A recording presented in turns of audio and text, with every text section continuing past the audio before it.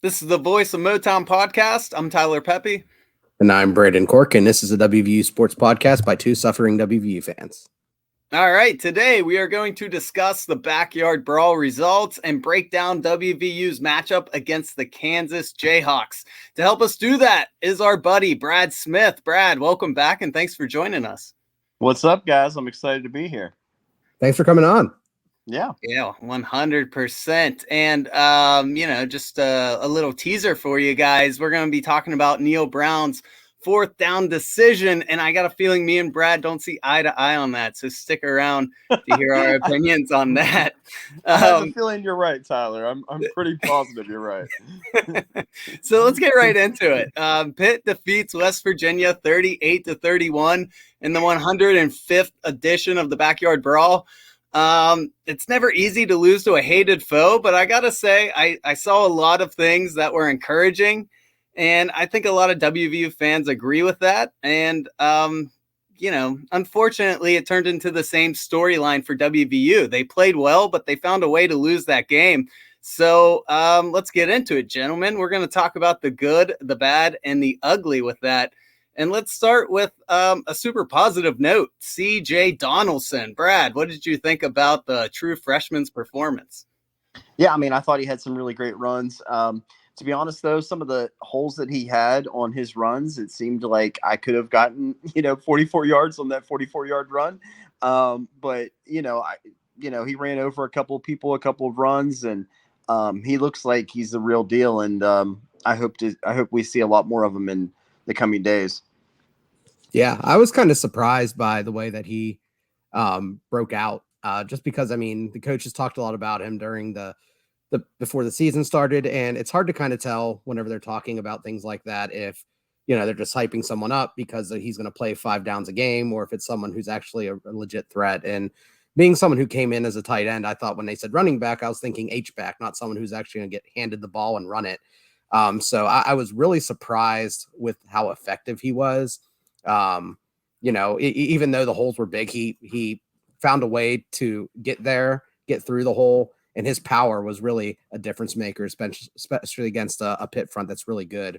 In kind of comparison to the other backs, I thought he looked the best. I don't think, he's a 3-down back. I don't think he's a guy who should get all the carries, but I definitely think it's worth discussing if Tony Mathis should be the primary guy.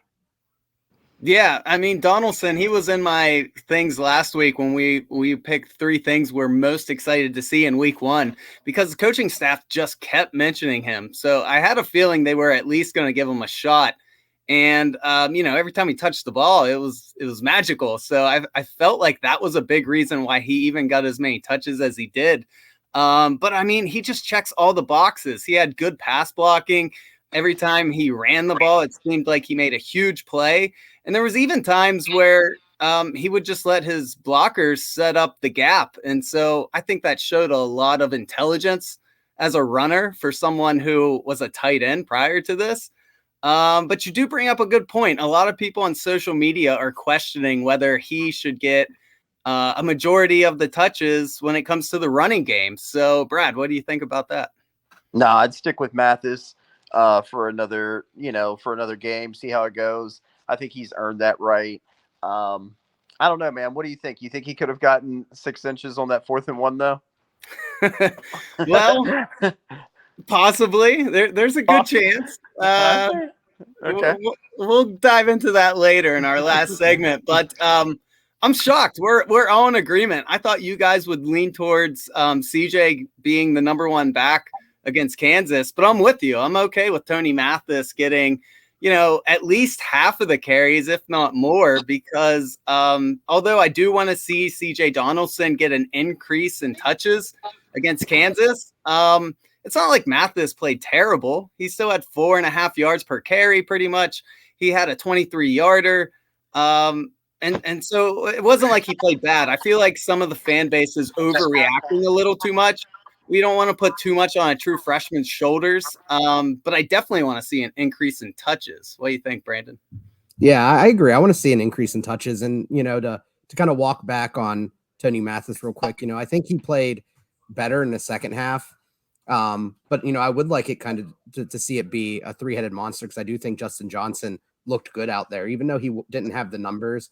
I think the way he ran, his quickness, his ability to find the hole was really kind of what made me kind of question how much of a role Tony Mathis should have. I'm not saying bench Tony Mathis, but I'm saying, split it three ways, because I think they all add something different. And I definitely think Tony's kind of one cut straight line through, run through guys works in some ways, but against teams like Pitt, where they have such a good defensive line, having patience, having that additional agility that Johnson brings, that Donaldson seemed to bring along with his power, is something that really complements each other. So, I would like to see, instead of Tony Mathis being the guy who's getting 50% of the snaps, maybe it's 33% across the three.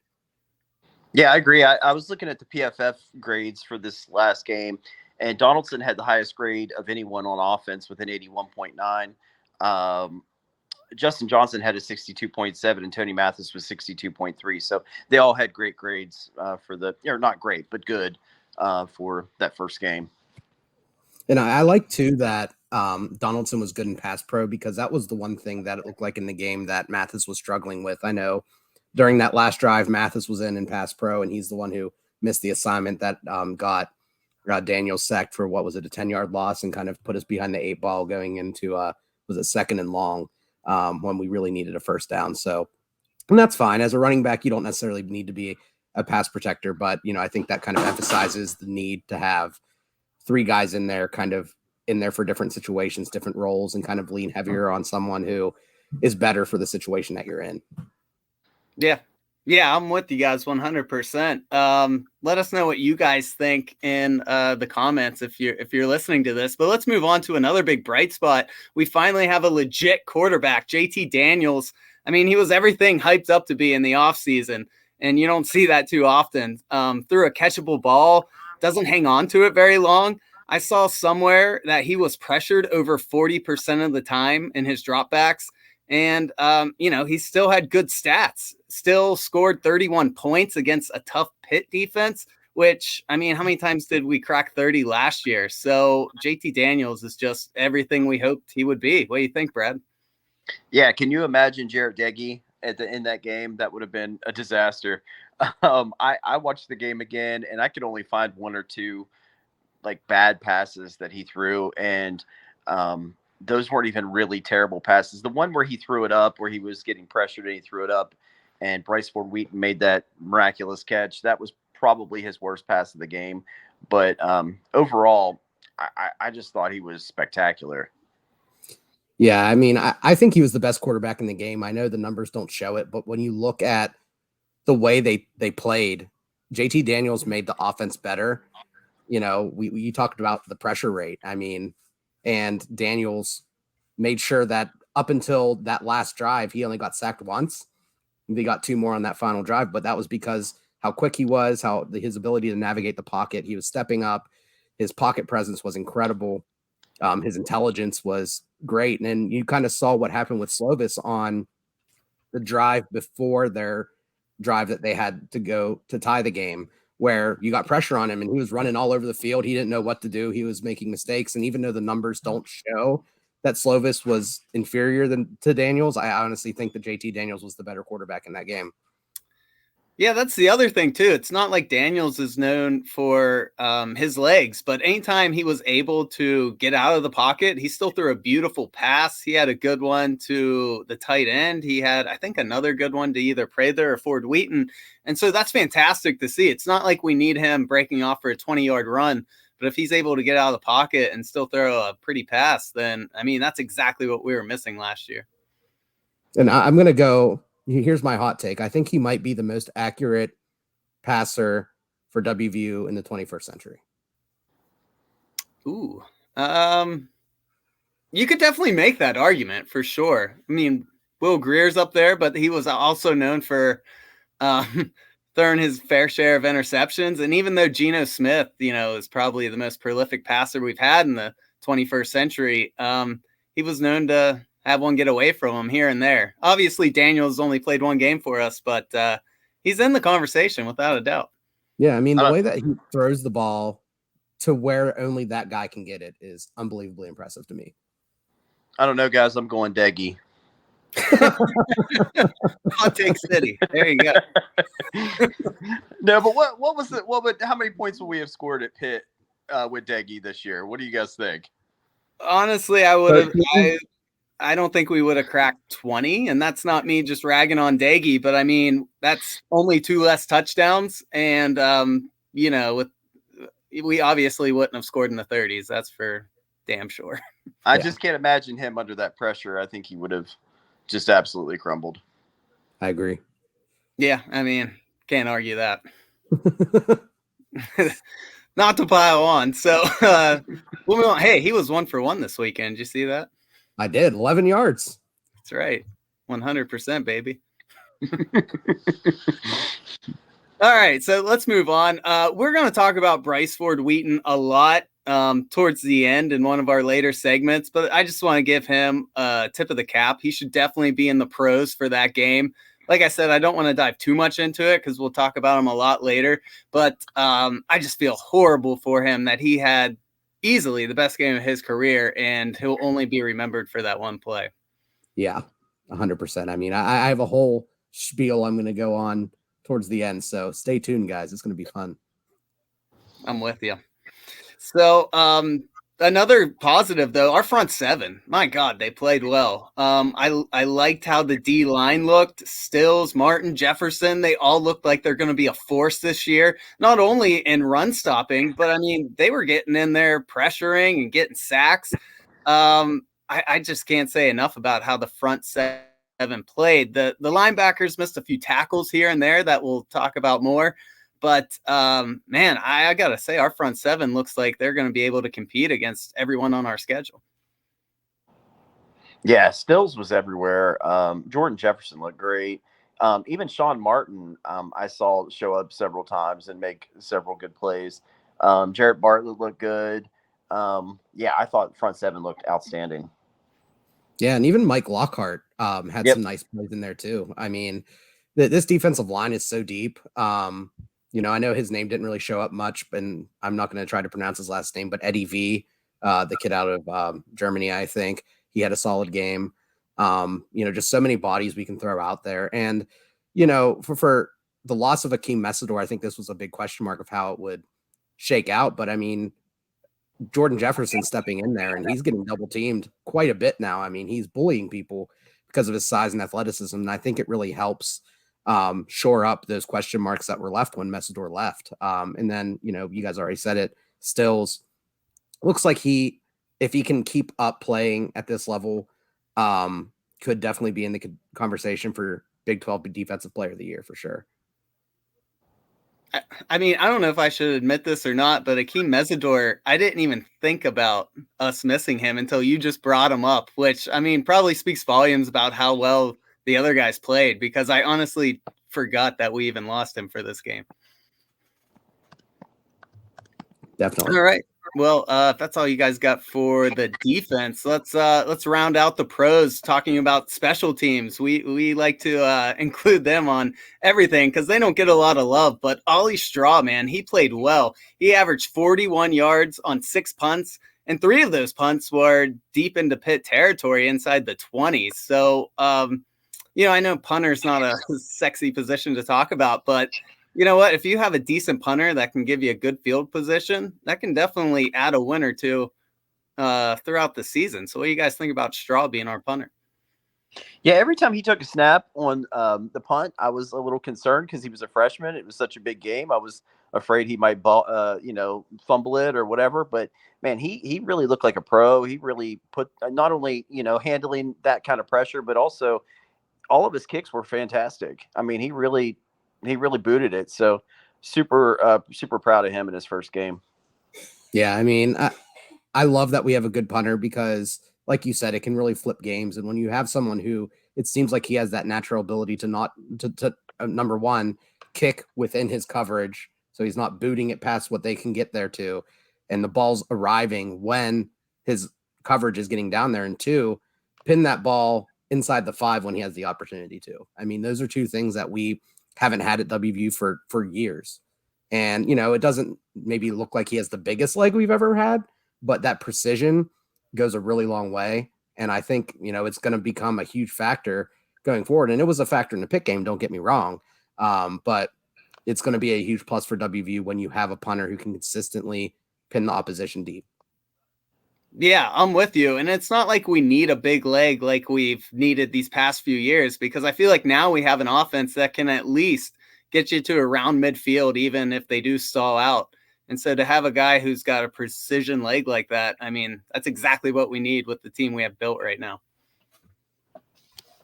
And before we jump to cons, kind of jumping off script for a minute, I know we didn't list it on pros, but we probably should. But Graham Harrell's play calling in his offense, so much better. Yeah, I know he even got criticized a little bit on social media, but oh my God, it was light years better than what we've seen in recent years. And I mean, you can just see that by the big plays that we broke off, not only in the run game, but the pass game. I mean, when's the last time you've watched the WVU offense consistently rip off big plays? We've been a dink and dunk team for seems like 3 years. Yeah, I think, his ability to push the ball downfield to mix it up. We saw a lot more screens, which is something that we really didn't do under Neal Brown, and it really suits the size and athleticism that our receivers have, I think, a lot. I like the way he used the running backs. I like the zone scheme and consistently running that zone as opposed to a whole bunch of different run blocking styles all in one game like he did last year. And we've talked about that a lot. I like how he simplified the game. He figured out ways to get the ball to the best guys on the team, and he made it simple and effective. And that's all we needed. And it's great to finally see that we're putting points on the board again at WVU. Yeah, I love the shots he took downfield throughout the game. Not to keep going back to that 4th and inches punt, but I do wonder if he, if that's what he wanted to do, or if that was a Neal Brown overroll.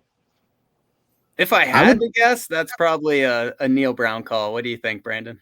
Yeah, I was going to say the same thing. I mean, that's the head coach's, he comes down and lays down the law and says, this is what we're doing. So I guarantee, I think Graham Harrell would have went for it just because of, the background he has, this offenses he's played in. He just wants to go. But, Yeah, I doubt there's too many offensive coordinators who are waving on the punt team at that point. So right. All right, guys. Unfortunately, we got to talk about the cons because, obviously some things did go wrong that game. The first thing we'll talk about is penalties, especially from our O-line. That needs cleaned up. This seems to be a reoccurring issue with Neal Brown teams. False starts, losing a game that we should have won because self-inflicted errors. I know it seemed to improve as the game went on, and maybe it was nerves because that was such a big game. But, our first 2 drives, we made it into Pitt territory, and we came away with 0 points both times because of bad snaps or false starts. And, that could have been the difference between winning and losing. What do you think, Brad? Yeah, we have a really experienced offensive line. It doesn't make sense to me why we're still having so many issues. Matt Moore, to me, is someone I'm shocked he still has a job because he's really the offensive line has just underperformed since he's been there, and there's really no excuses for them to be underperforming this year as well. They blocked okay, but the penalties were it's just devastating. Definitely. I mean, the thing that concerned me the most was whenever it was crunch time, when the game was on the line, was when we committed the most penalties. We had 4 penalties after we took the lead, which is about a third of all the penalties that we've had all game. And that was only in the last 8 minutes of the 4th quarter. So, that should be, mathematically, it should be about an eighth of the penalties you get from that point on. We had a third. And nearly half of all of our penalty yards were from that point forward as well. So, not a good time to be doing it. And I understand that there was some inexperience there with Jaquay Hubbard having to step in for White after he got hurt. But still, I mean, you got to keep your head. And I feel like there was a lot of late changes to the offensive line. And I think that's what contributed to some of the confusion. I know it seemed like late Jordan White got moved to starting right guard. They bumped out Doug Nestor to right tackle. And then, That seemed like that was the group that was working for the last week or so, according to practice. And then, you have Jordan White get hurt and you have Jaquay Hubbard stepping in at right tackle. So I'm kind of curious as to how many reps those two combinations were getting over the summer, and how that chemistry works with the snap counts, how much work they got with crowd noise, all that other stuff. But it has to be fixed, and the coaches need to get in there and kind of figure out how to stop those things from happening. Yeah, and I love Zach Frazier, but I'm starting to worry a little bit about some nerve issues. He had 2 bad snaps at the beginning of the game. There were a couple of times last year, most notably the one at Oklahoma with that bad snap that, that's a big pressure situation, and he had that terrible snap. So I know he's a great center, but I am starting to worry a little bit about that issue. And on that point too, Jordan White can play center. So I'm wondering if Zach Frazier isn't comfortable playing center, which, I'm fine with him there if he can kind of become more consistent with those snaps. But, worst case scenario, if Jordan White can do that more consistently, then just swap him. I mean, I think that could work out, assuming Jordan White can come back healthy. But, it feels like we have the bodies there so that if Zach Frazier is just better as a guard, we should just move him there. I don't see the need of playing him at center if he's not capable of handling that job. I'm not saying that he's not, but snapping is, priority 1A with an exclamation point at the end for a center. And that needs to be like clockwork. Yeah. 2 high snaps in I think it was first 2 drives. So I will say one of those, it looked like it hit JT right in the hand. So I might put one of those on JT, but the other one was 100% Zach Frazier's fault. And again, we don't want to pile on. Zach's been amazing his entire career at WVU. It's just every now and then he has these blunders that seem to cost us in big games. And yeah, I'm sure he'll be the first one to tell you he's got to clean it up, because cost you a win against Oklahoma, possibly a win against Pitt. Those are games that, man, you can't be making those mistakes. And he's a tremendous blocking talent. So, it kind of sucks that he does have this little minor flaw in his game, because other than that, he's fantastic. He's one of the best offensive linemen in the Big 12. Mm-hmm. Yeah, and overall, the line was okay. I mean, they do need to play better, but compared to last year, they were way, way better against a tough Pitt defense, who we know loves to put pressure. Like we said, over 40% of the time, JT Daniels was pressured. But I definitely think JT made them look better than they did perform, because he made a lot of tough throws under pressure. Whereas, like we keep saying, if someone else was playing quarterback, we might be more critical of the offensive line's performance. Yeah, I think that's sorry. I was going to talk about the offensive line a little bit too, with, I think Milam had a solid game. I definitely think there's penalties. Yeah, other than the penalties. But I mean, I think pass blocking, he did good. I mean, we only allowed 1 sack up until the end. And I think the offensive line as a whole did pretty well. Like you said, much improved. It was great to see that they were all kind of working as a unit and no one was kind of beaten 1-1. I kind of want to know what happened on that last drive, because it just seemed to kind of, I don't know if Pitt figured something out. They saw something, but it seemed like on that final drive that we had to have the chance to tie it up, our offensive line, the cohesion there just kind of fell apart. They were blitzing and no one was picking up their guy. They were getting through almost immediately, and that completely blew up our chance to win. Obviously, you can say what you will about the Reese Smith catch or non-catch, which we'll talk about later, but you don't have those 2 big sacks there at the end. You don't have all that pressure coming from up the middle. Maybe we don't need that Reese Smith catch, not catch. Maybe we score just naturally from moving the ball downfield. Yeah, I'm with you. I'm sure we were running deeper routes too. I'm sure that had something to do with it, but you're right. If you rewatch that game, I mean, it was almost immediately. JT had no chance to even throw it up. One last thing we want to talk about, guys, is our secondary and tackling. Secondary was a bit of concern to me. I will give them somewhat of a pass. They were missing 2 of their key guys. Woods left the game very early. I believe Neal mentioned it was maybe around the end of the first quarter. So, I mean, that's most of the game. You're missing your best guy back there. McCormick, of course, famously got ejected in the 4th quarter towards the end there. So maybe they get a pass for that. But man, when we needed secondary to step up, it seemed like Pitt had guys wide open. And also contributing to all that was the linebackers in the secondary just had very poor tackling. If we could have maybe stopped some of those 8-yard runs with good tackling, maybe the play action isn't working as well to throw off our secondary. So I think those two things definitely are concerns for our defense. What do you guys think? Yeah, for the secondary, I'm really looking. Yeah, I feel like both jobs are wide open. If Charles Woods doesn't come back, if he does come back, that one spot's locked up. But I think every secondary job's up for grabs. And we had a really good recruiting class, especially with young, really highly rated DBs. And those guys need to kind of look at what happened in the game and say, I can win that spot. That spot's mine, because Ajayi, McCormick, Floyd, everyone, Burks, everyone just kind of had their moments where they looked bad. Just flat out bad. And I understand those guys are playing because they're experienced. They're what you're going to get out of them. But I don't think that you'll see more than half of those guys starting by the end of the season. I think that these freshmen are coming and take their jobs here soon, and they need to. It's nothing against those guys. I'm sure they'll be great depth pieces, but as starters, you just got to be better. Yeah, I thought the secondary actually looked better than I expected them to look this game, particularly with Charles Woods getting injured. They have a lot of inexperience there at this level. I really like Mumu Ben Wahad, the freshman cornerback, and I think he might be one of those players that Brandon's talking about that could really step in and maybe take one of those starting roles.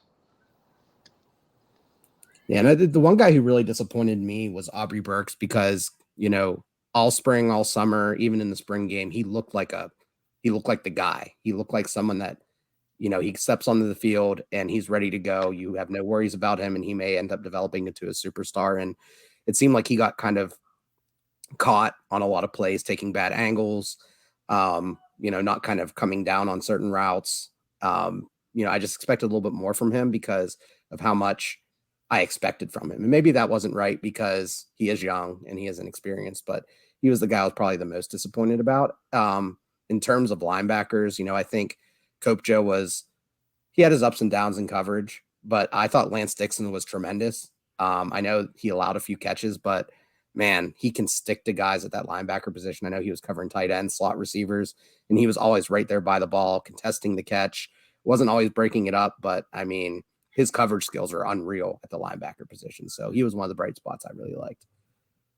Yeah. And as a whole, I think our linebackers are going to have a better year overall. They just showed a lot of, like you said, bright spots. Of course, there was things to criticize, but I think as a whole, just our size at linebacker now, our speed, I think everything's an upgrade from last year. I agree 100%. The tackling, I think, is a different story. I know you touched on that, but it just seemed like outside of, a couple guys on the defensive line, there was missed tackles all over the field. Really no fundamentals. People were diving at people's legs. People were just grabbing at arms, grabbing at jerseys. No fundamentals. And, on that last touchdown catch, there was 4 missed tackles. The one that Pitt scored to tie the game up. You can't have 4 guys miss a tackle. That's how big plays happen. And, someone needs to kind of be the guy that you can rely on to make tackles every time. I know, the guy I think of all the time is Nick Kwiatkowski, who seemed to never miss a tackle. It doesn't have to be a linebacker, but we need someone on that defense who is going to make the tackle every time that, they need to be made. It could be a safety, it could be a linebacker, it could be whoever. We just need someone consistent out there to clean up everyone else's mess. Yeah. Yeah. And they got a good opportunity to improve on that this Saturday, because we'll talk about the Kansas game here in a little bit, but that's a team that likes to run the ball a lot. And, if you're going to miss a lot of tackles, that's a team who's going to control the ball and possibly make you pay for it. All right, guys.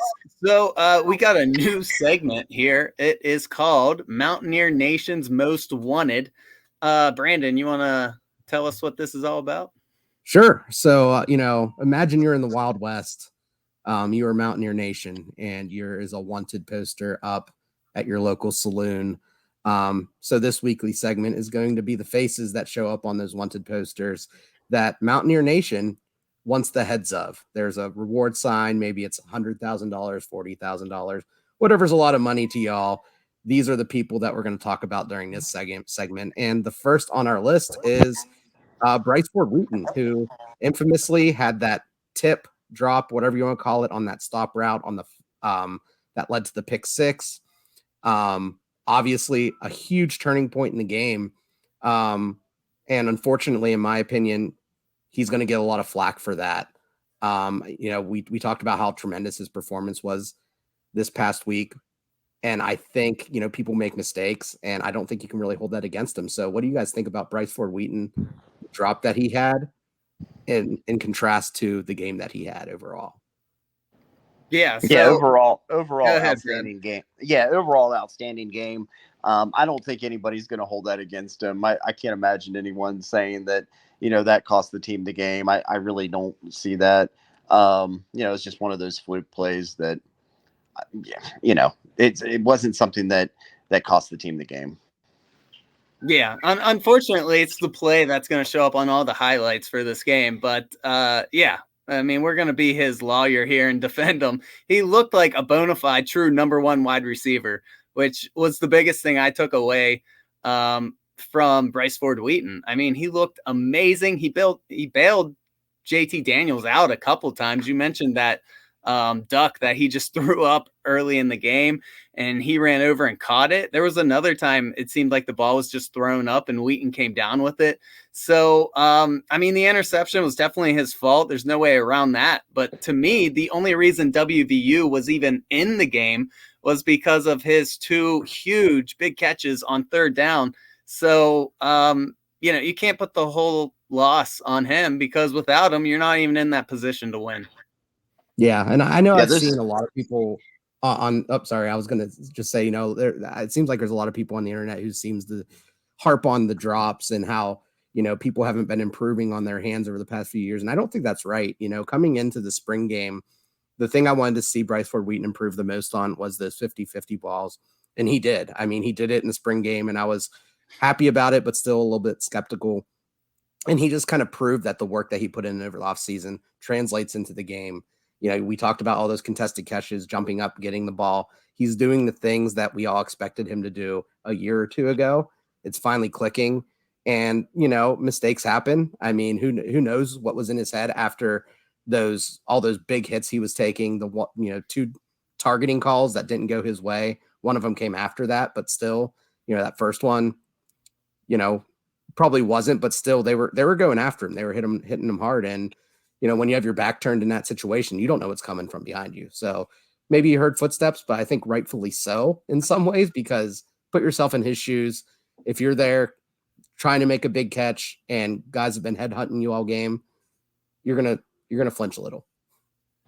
Yeah. Those fade routes that JT Daniels is throwing up to him in the end zone against smaller cornerbacks, that is an absolute weapon for West Virginia this year too. So really excited to see what he does for the remainder of the year. Yeah, 100%. Reminds me a lot of Greer DeSills.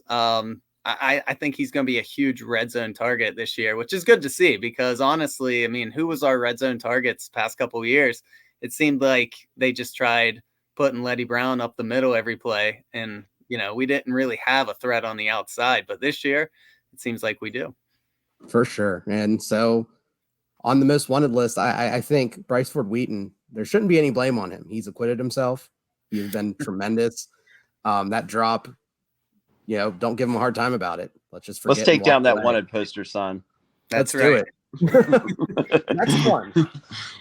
This one's kind of two combined into one, but McCormick and his targeting penalty and the momentum shift that came with that. And then, kind of the second piece of that is trying to figure out what targeting is in 2022. So what do you guys think of the impact of that poor decision by McCormick to go for the head there? And then also all the targeting reviews that happened, and trying to figure out if you understand what targeting actually is, because I'm still not 100% sure. So, yeah, it was definitely a turning point in the game. But I mean, it was a bang bang play. I definitely don't think he meant to do it. I don't think he intentionally led with the helmet. But like I said, I don't think it was something that he did intentionally. Yeah, I'm with you. I don't think McCormick is, I don't think it was malicious or a dumb play on his part. I think it was bang bang, but was it targeting? Yeah, 100%. I mean, you can't really argue that. The really only argument was that hit on Bryce Ford-Wheaton one. And that one, I could honestly see either way. Bryce put his head down really low, and it was also a bang bang play. So really, and it's not like the guy hit him with the crown of his helmet, but really it comes down to, does intent matter? Because a lot of the time they say intent doesn't matter. If it happens, it happens. And so if that's the case, then is the Bryce Ford-Wheaton one targeting? I don't know. That one's hard for me. What do you think? Yeah. So what kind of solidified the thought in my head after rewatching the game was, everything's a bang bang play in football. I think if you make contact with the head, that should be targeting. So that second targeting call on Bryce Ford-Wheaton should have been targeting. I saw the first one as the right call, the one on Bryce Ford-Wheaton. As you can kind of see, he was targeted quite often by Pitt because they did hit his back. There was no target there was no hit to his neck or head area. But I think even if it is shoulder pad to head, that's something that should be protected. And the one thing that solidified it to me that it should be targeting regardless of the situation is that on the pass interference call on Sam James on that final drive, the announcer said, in that situation, when you're running a stopping route as a defender, you're trying to guard the streak. So your instant reaction when someone turns to go catch that ball is to grab him. That's still a penalty. They threw a flag on it, rightfully. That is pass interference. So even if it's a bang bang play and you hit someone in the head with a part of your body, the shoulder pad, the helmet, regardless, it still should be a penalty because even if it is, such a quick reaction, it's still against the rules. So that's my thought on it. That's my logic behind it. But, I definitely think that targeting should have been called on that last Bryce Ford-Wheaton hit to the head. It looked like he got knocked out for a second. He did come back in pretty quickly, but it's too dangerous. You can't allow those types of hits in the game, in my opinion. Yeah, and honestly, what I think we just determined was we don't know what targeting is because although I can't argue with what you just said, I don't think we truly understand 100% what is targeting and what is not. And it seems like the refs don't either, to be honest with you. Yeah, I mean, I understand at some point I felt like it was helmet to helmet contact, which makes sense, but maybe it's different between the NFL and college and I'm just getting them too mixed up, but I feel like any sort of contact to the head is targeting, or it was at some point in time, but I don't know. Yeah, the rules are always changing. It's always changing and the interpretation's always changing. And, I would just hate to be a defensive player because I would just be constantly worrying about, doing something like that and getting ejected. Yeah, for sure. And I do think that maybe there should be different levels of severity to it. Like if you hit someone in the head with your shoulder pad, it's a 15-yard penalty, but you don't get ejected. If you do it a second time, you're ejected. But if you go crown to crown, then you're ejected or something like that.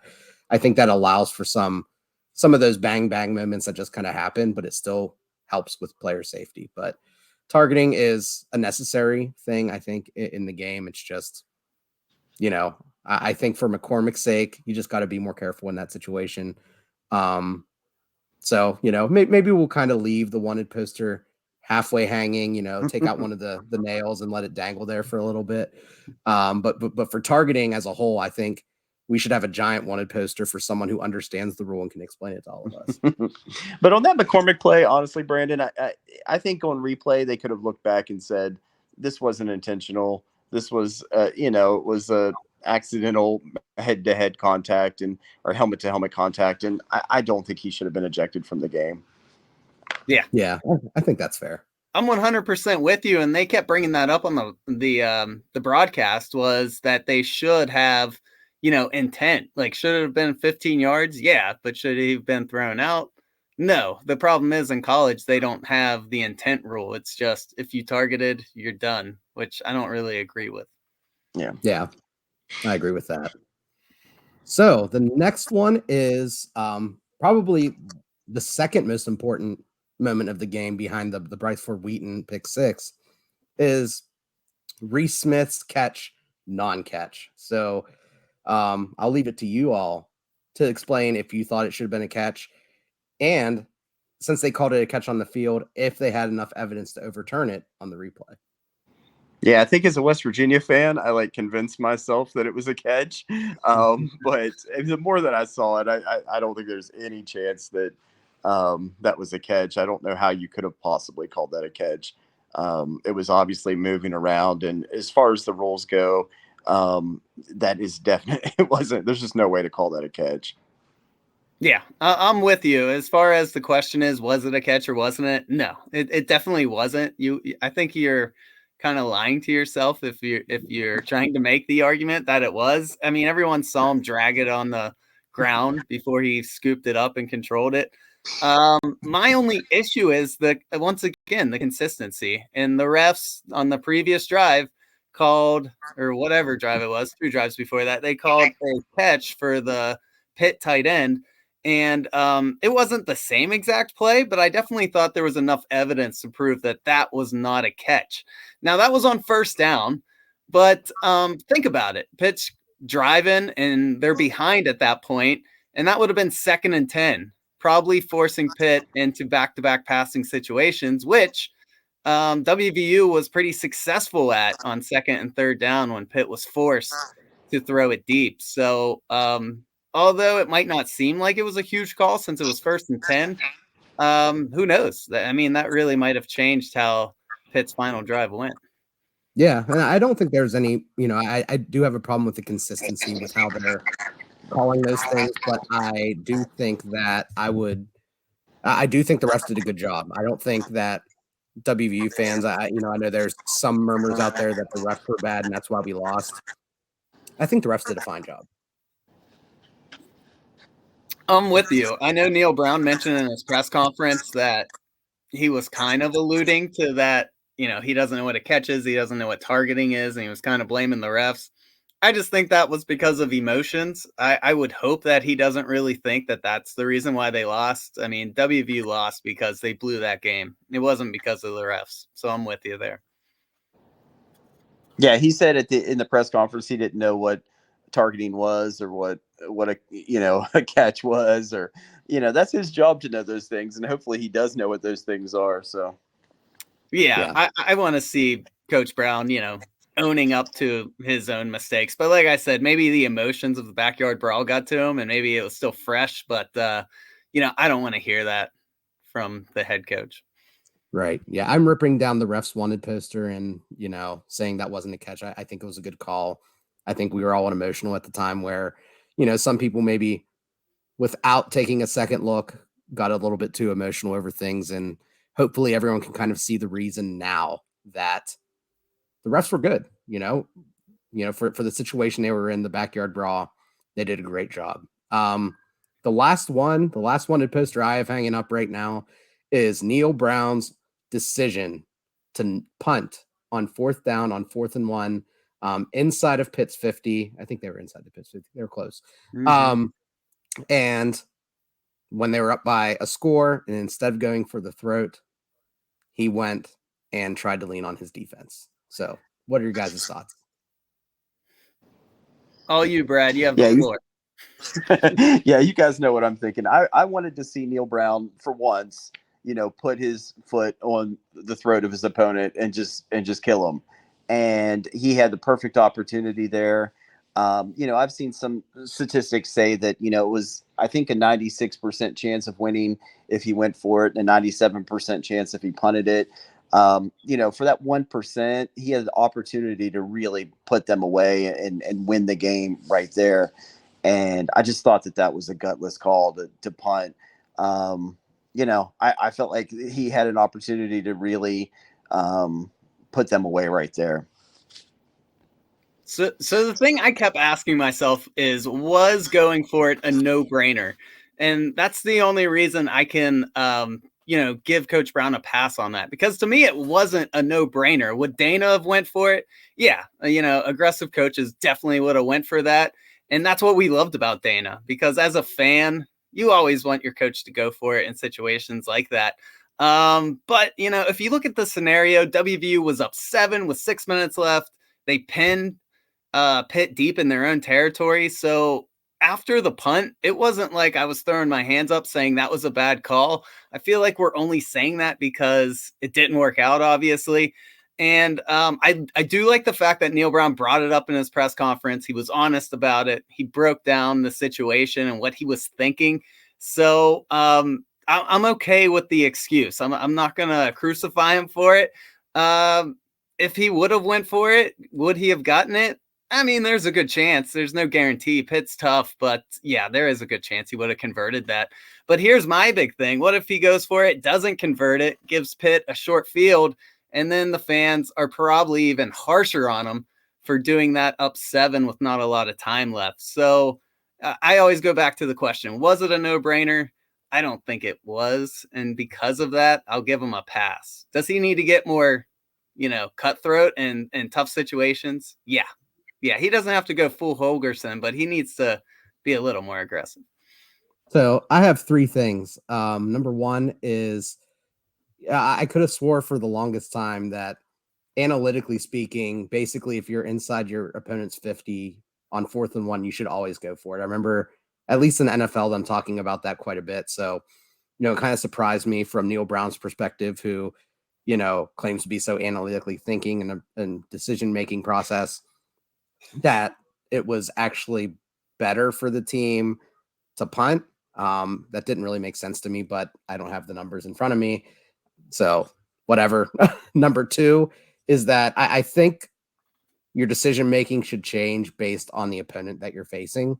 So like if we were playing, let's say Tennessee, and we're in the same situation, I think it's okay to punt there, in that situation, because it's less of an emotional game. But, for a rival, like if we were playing like Oklahoma or Pitt or Virginia Tech and we were in that situation, I want to see a little bit more gutsiness and just go in there, go for the kill. I mean, it's a rival, and, you're not going to really kill any momentum by failing to get it, because the emotions around that game still exist, where against someone like a Tennessee or Kentucky or California or something like that, there's really no ties. So if you don't get that 4th and short, sure, you might lose momentum because it's someone that has no ties to your program.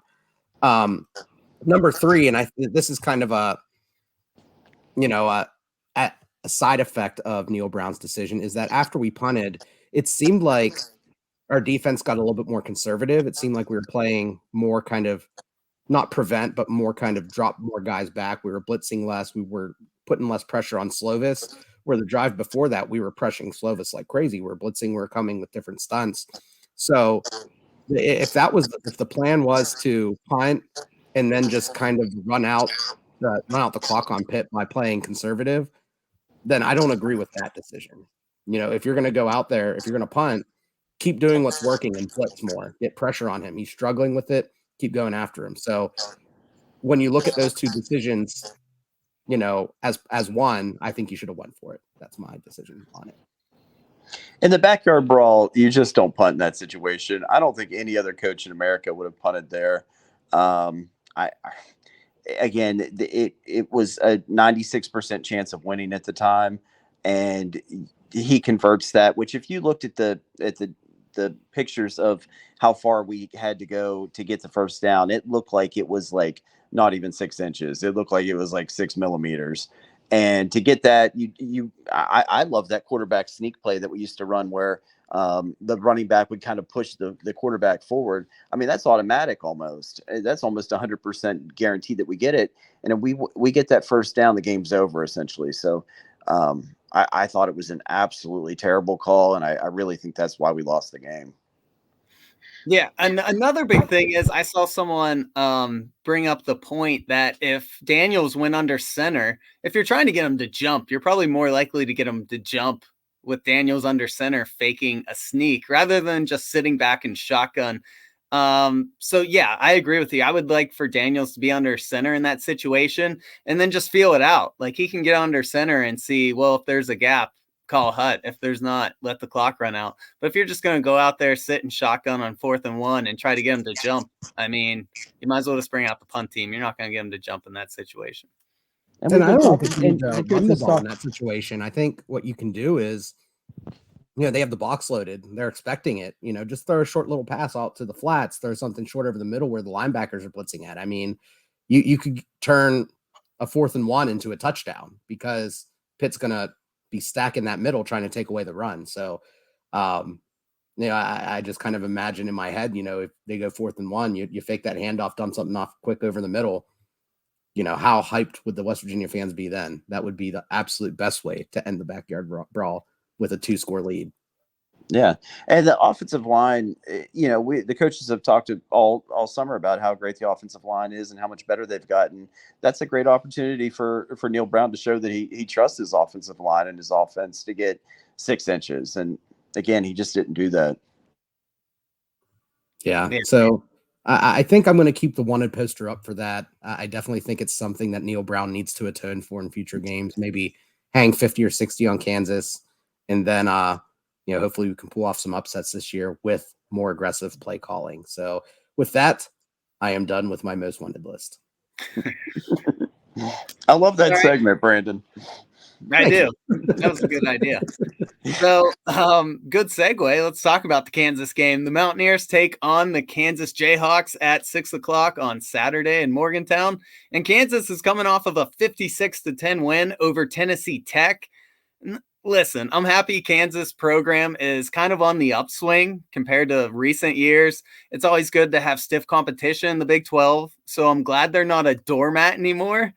But, and also their 56 points in an opener are the most since 1912, which just shows how bad they have been for over 100 years.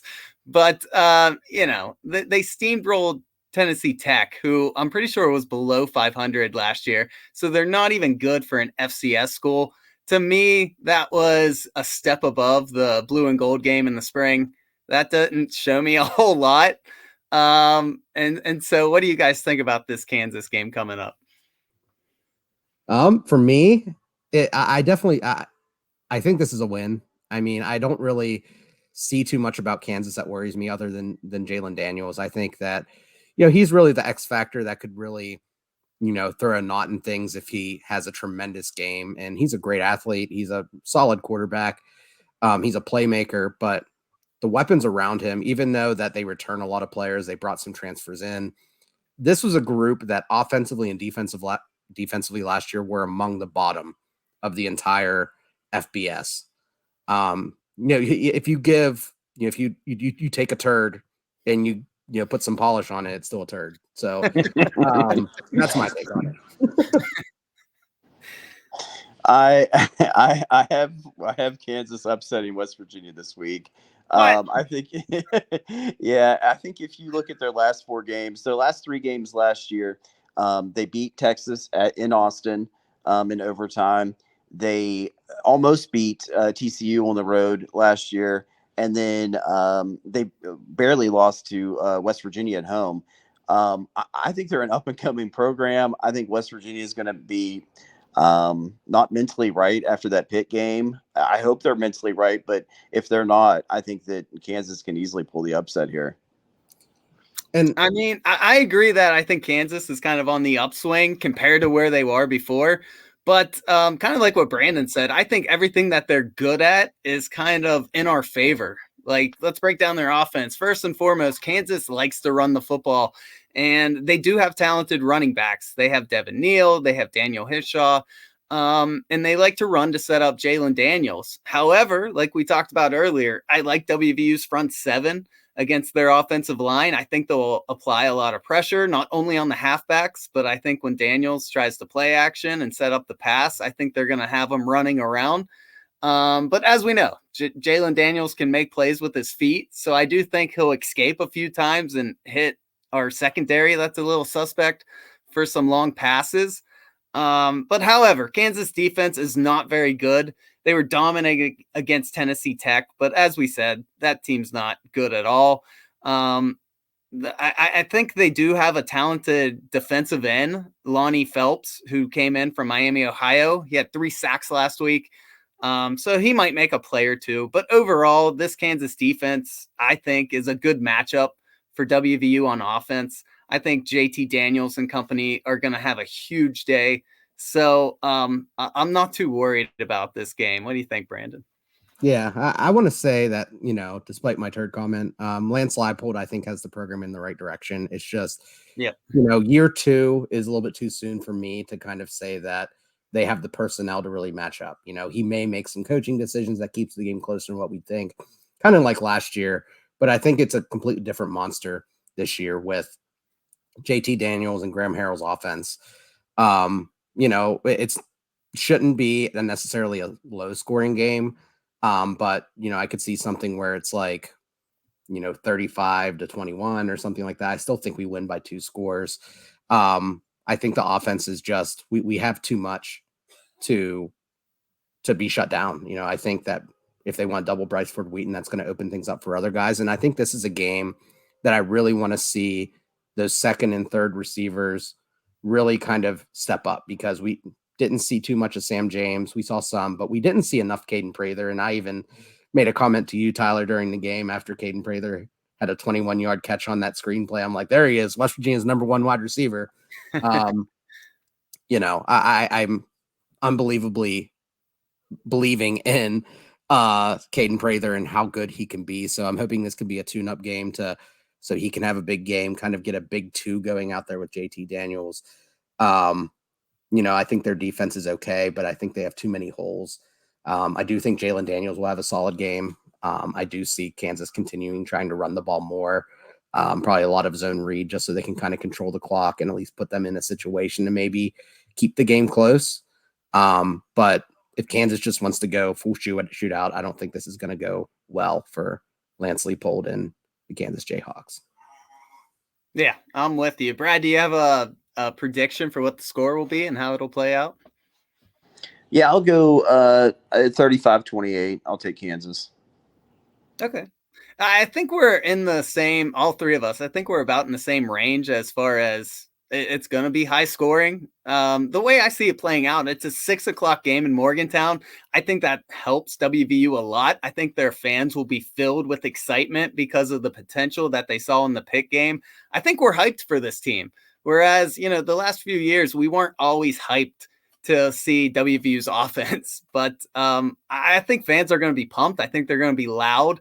And even though we just came off a game with a lot of emotion, I feel like not only the fans, but the players are really looking to make a statement. If you guys watched all their press conferences, they were even talking about how that game was going to catapult them for the rest of the season. They weren't talking like they were depressed. They were talking like, we let one get away, but we know we can do a lot of good things this year. And so I think WVU is going to score over 30, maybe even in the 40s.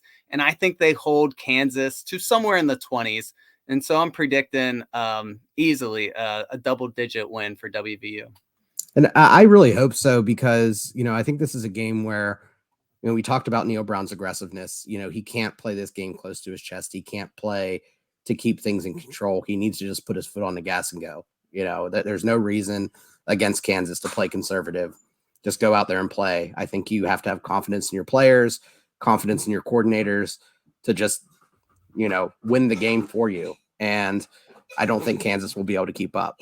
My biggest fear is that even if we would win the game and we only win by, say, 7 or 3, because Neal Brown kind of wants to keep things at a slower pace and keep things in control and play things more conservative, that would be a big red flag for me. So I'm really hoping to see from this game that he's willing to pile it on, just go out there, show the fans at home that we can score points, that you're going to be aggressive, that we're going to throw downfield, that we're going to run up the score a little bit before pulling our starters in the 4th quarter. Yeah, I'd love to see that Neal Brown, Brandon, but I don't know that we've ever seen him. So, I don't know that Neal Brown even exists. I'm hoping that he can change. I have faith, Brad. Okay. I feel like this is the team that could maybe sway him that way, just because they are so talented and they are capable of putting up points. But you're right. We need to see it before we give them that credit. But I'm definitely with you. I think we could potentially see that Saturday. I'm really hopeful. I want to see it. I want to hear. I want to be leaving in the third quarter. If the game's over. All right, guys. You got anything else? I don't have anything else. No, I hope I'm wrong about the Kansas game. I want to see them turn this thing around. I think, the next 3 games are very winnable games. And, I'd love to be 3-1. So hopefully I'm wrong. I'm with you. I'm going hot take. I'm saying the next 3 wins are by double digits, and we're going in hot against Texas. I'm not going to tell you how I think the Texas game will go, though, because I want to stay positive. Man, Virginia Tech looked terrible, so that's a real winnable game too. Yeah. Oh yeah, definitely. 3 picks from Grant Wells. Yeah, not a great way to start. Yeah. All right, guys, that's it for us. Thanks for listening. Be sure to check in next week, and let's go Mountaineers. Let's go.